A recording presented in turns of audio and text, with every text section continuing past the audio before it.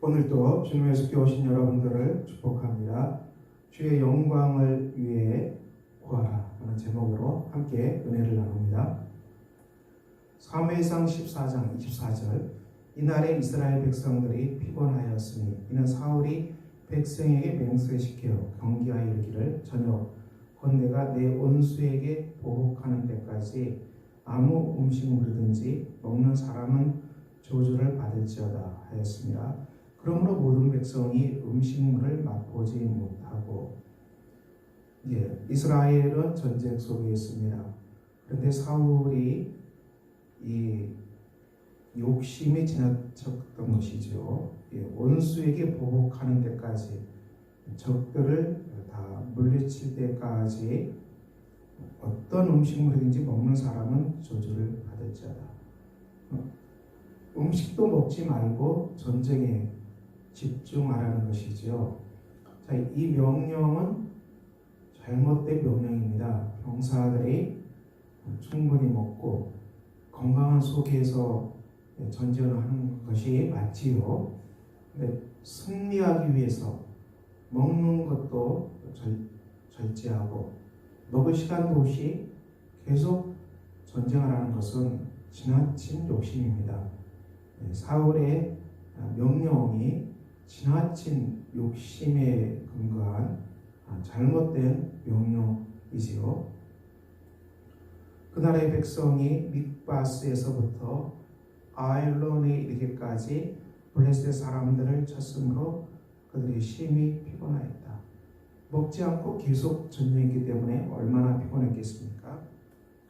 백성이 이에 탈취한 물건에 달려가서 양과 소와 송아지들을 끌어다가 그것을 땅에서 잡아 핏째 먹었더니 백성들이 너무 굶주렸기 때문에 이 피를 먹어서는 안 됩니다. 짐승의 피를 먹지 말라고 하나님은 엄격하게 금하셨습니다. 그런데 이 백성들이 짐승의 피까지 먹는 죄를 범합니다. 하나님께서는 왜 동물의 피를 먹지 말라고 했을까요? 여기에는 위생적인 문제도 있습니다. 동물의 피가 사람에 들어갔을 때 각종 질병을 일으킬 수도 있고요. 그리고 또 한 가지는 사람과 짐승은 다른 존재로 창조되었습니다. 짐승의 피를 먹게 되면 짐승 같은 사람, 짐승의 본능이 들어가는 사람, 짐승과 똑같은 사람, 이렇게 짐승의 정신까지 갖게 되는 그런 사람이 될까 하나님은 우려하셨지요. 사람과 짐승은 다르게 창조되기 때문에 그래서 반드시 짐승은 피를 먹지 말라고 하나님께서 금하셨습니다. 그래서 사울 왕이 먹는 것마저 금하고 전쟁을 치른 바람에 백성들이 너무 어기져서 짐승을 먹을 때 피를 먹어서는 안 된다는 그것도 망각하고 피채 먹는 비극이 발생했습니다. 사울이 이르되 우리가 밤에 블레셋 사람들을 추격하여 동틀 때까지 그들 중에서 탈취하고 한 사람도 남기지 말자. 우리가 이르되 왕의 생각이 좋은 대로 하소서 할 때 제사장이 이르되 이리로 와서 하나님께로 나아가사이다. 사울 왕은 전쟁을 수행하는데 지나친 욕심이죠. 또 밤에 또 가서 전쟁하자. 이렇게 말하자 제사장은 하나님께 여쭈어야 됩니다. 하나님께 기도해야 됩니다. 왕이 전쟁하고 전쟁하는 방법 구체적으로 하나님의 지혜를 구해야 되는데 사울 왕은 임의대로 전쟁을 하고 욕심에 지나쳐서 전쟁을 합니다. 그래서 어떻게 됩니까? 이스라엘 백성들이 짐승의 피를 먹는 죄를 범했고 제사장이 보다 더 이상 보지 못하고 하나님께 기도해야 된다 이렇게 얘기합니다. 사울이 하나님께 묻자오되 내가 블레셋 사람들을 추격하리이까 주께서 그들을 이스라엘 손에 넘기시겠나이까 하되 그날에 대답하지 아니하셨더라. 하나님께서 사울의 질문에 기도에 대답을 하지 않으셨습니다. 하나님께서 침묵하셨습니다. 마지못해 기도하는 것이죠. 제사장들이 기도하자 함으로 마지못해서 기도해 보는 것입니다. 거기에 하나님은 응답은 있을 수가 없습니다. 사울 왕은 전쟁을 수행하는 왕으로서 하나님께 자세히 기도해야 됩니다. 적을 물리치는 방법, 그리고 어떻게 하는지, 이런 모든 것들, 공격의 시간들, 이런 것도 하나하나 묻고 하나님의 인도하심을 따라서 전쟁을 수행해야 되는데, 사울은 하나님께 묻지 아니하고 지나치게 자기 생각과 자기 욕심대로 이 전쟁을 끌고 가고 있습니다. 그래서 이스라엘 백성들이 어떻게 됩니까? 이스라엘 백성들이 이 짐승의 피를 먹는 죄를 범하고, 그래서 마지못해 기도하자 하나님은 침묵하십니다. 응답하지 않으십니다. 우리가 삶을 살아갈 때 열심히 사는 게 중요하지만 하나님의 인도하심 따라서 열심히 살아야 되는 것이죠. 우리가 열심히 봉사하고 열심히 살지만은 거기에는 하나님의 선하신 뜻대로 우리가 가야 되는 것입니다. 범사의 인도함을 받을 때 주님이 기뻐하신 대로 우리가 걸어가야 되는 것이죠. 야고보 4장, 너희 중에 싸움이 어디로부터 오냐? 다툼이 어디로부터 나느냐? 너희 중에 싸우는 정욕으로부터 나오는 것이 아니냐? 야고보서는 왜 다투고 싸웁니까? 이것은 인간의 이기적인 욕심 때문에 싸움과 다툼이 난다고 야고보 사도는 말합니다. 너희는 욕심을 내어도 얻지 못하며 살인하며 시기하여도 능히 취하지 못함으로 다투고 싸운도다.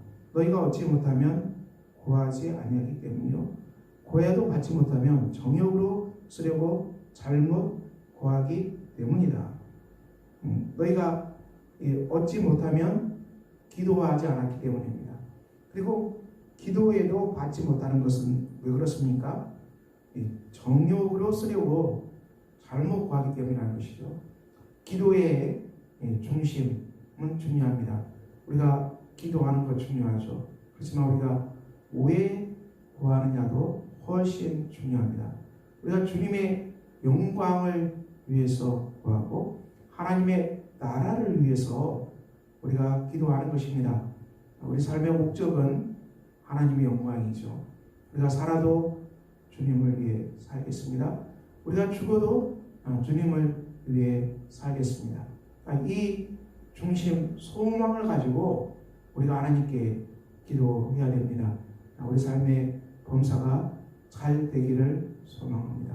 하지만 왜 이런 일들이 잘 되어야 되겠습니까? 오직 하나님의 영광을 드러내기 위해서 우리가 이 일이 잘 되기를 원합니다. 우리가 하나님의 영광을 구하는 것은 오직 이 일을 하신 분이 하나님이십니다. 내 힘과 내 능력으로 하는 것이 아니고 이것은 전적으로 하나님이 하신 일임을 우리가 나타내기 위해서 우리가 열심히 일하는 것이죠. 우리 삶의 인생이 잘 되고 잘 나가길 원하지만 그 속에서 하나님의 선하신 기적을 맛보고 정말 하나님이 살아계셔서 이 어려운 일은 내 힘으로 전혀 되지 않을 텐데 하나님이 간섭하셔서 하나님이 개입하셔서 하나님이 오셔서 이 일이 정말 온전하게 되었습니다. 이 고백을 할 수 있는 것이죠. 우리 삶에 맡긴 것들이 많이 있다 할지라도 우리가 온전히 주님의 뜻을 구하고 주님의 방법을 구하고 하나님의 영광을 구하는 가운데에서 우리 삶에 막힌 것들이 열리는 것을 체험하는 것입니다. 그러므로 우리는 어떻게 구해야 됩니까? 야고보서 1장, 너희 중에 누구든지 죄가 부족하거든 모든 사람에게 우리 주시고 꾸짖지 아니하시는 하나님께 구하라. 그리하면 주시리라. 지혜가 부족하거든 하나님께 구하라는 것입니다. 우리가 삶에 있어서 이 가장 최선의 선택은 무엇입니까? 하나님을 기쁘시게 하고 주의 영광을 위해서 내가 선택할 수 있는 최선의 길은 무엇입니까? 이것을 우리가 구하는 것이죠. 삶의 길에 있어서 우리 삶에 걸어가는 걸음 속에서 지혜를 구하는 것입니다. 오직 믿음으로 구하고 조금도 의심하지 말라. 의심하는 자는 마치 바람에 밀려 요동하는 바닷물결 같다. 믿음으로 구하라고 말씀하고 있습니다.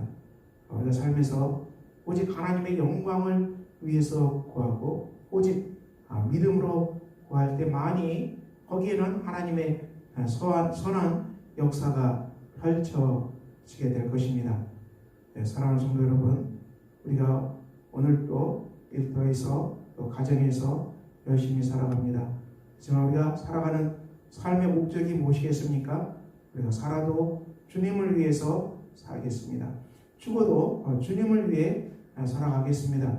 우리 삶의 목적이 온전히 하나님의 영광 속에 있기를 소망합니다.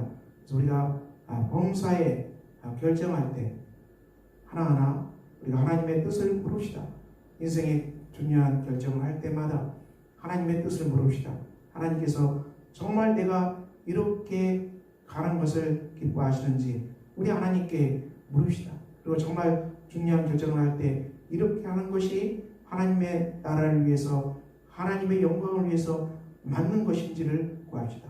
그리고 그 일이 정말 하나님의 영광을 위해서 옳고 또 하나님 위해서 나라를 위해서 맞는 거라면 우리가 그 확신을 가지고 믿음을 가지고 우리가 하나님께 구합시다. 우리가 삶의 자리에서 기도할 것들은 여전히 많이 있습니다. 여러분의 가정에도 구할 것이 많이 있고요. 일터에서도 구할 것은 많이 있습니다. 우리 주님 예수께서도 하나님께 구할 것은 많이 있습니다. 우리가 이 공동체가 하나님의 나라를 위해서 영광을 위해서 나아갈 때 우리가 어디로 가야 됩니까? 어떤 방향으로 가야 됩니까? 그리고 이 일을 할 수 있는 방법은 무엇입니까? 길은 무엇입니까? 우리가 자세하게 우리 하나님께 여쭈는 사람이 됩시다. 그래서 정말 우리가 주님으로부터 응답을 받고 우리 하나님이 우리에게 확신을 주시면 그리고 하나님 우리의 선하신 뜻이라고 정말 우리에게 믿음을 주시고 확신을 주시면 우리가 그 믿음을 따라서 걸어가고 믿음을 따라서 결정하고 믿음을 따라서 발걸음을 옮깁시다. 그때 정말 하나님의 선하신 기적의 손길이 그 자리에 함께 임하셔 정말 이 일은 하나님이 하셨습니다. 정말 이 일은 오직 하나님께서 펼치신 일입니다. 이렇게 우리가 주 앞에 영광을 돌리는 복된 고백이 넘쳐나게 될 것입니다. 오늘도 우리가 주 앞에 살아갑니다. 범사에 주님의 인도하심을 받고 주님의 결정을 따르고 하나님의 선하시고 기뻐하시고 온전하신 뜻을 따라서 여러분의 삶의 고민들이 하나하나 주님의 응답 가운데서 정말 기쁘게 결실하고 문이 열리는 복된 날들이 되시기를 우리 주 예수 그리스도 이름으로 축원합니다. 기도하겠습니다. 아버지 하나님, 오늘도 우리가 주 앞에 나왔습니다. 우리가 삶의 걸음을 걸어갈 때마다 우리 하나님의 선하시고 기뻐하시고 온전하신 뜻이 무엇인지를 묻는 백성이 되게 하여 주시기를 기도합니다. 주께서 우리들에게 성령으로 안수하여 주시고 삶의 작은 걸음 속에서 오직 하나님의 영광을 구하게 하시고 우리가 살아도 주를 위해서 살고 살아도 죽어도 다 주의 나라를 위해서 사는 복된 백성들 되게 하여 주시기를 기도합니다. 삶의 걸음마다 우리 하나님의 함께 하심으로 하나님의 선하신 발자국을 기억하고 하나님의 기뻐하신 발자국을 기억하고 우리가 온전히 주의 영광을 위해서 주님께 순종하는 걸음 되도록 우리 하나님께서 성령의 능력으로 역사해 주시기를 기도합니다. 우리 삶이 복되게 하여 주시고 우리 삶이 하나님의 선하시고 온전하신 정말 귀한 결실로 넘쳐나는 복된 삶이 되게 하여 주시옵소서. 우리 주 예수 그리스도 이름으로 기도합니다. 아멘.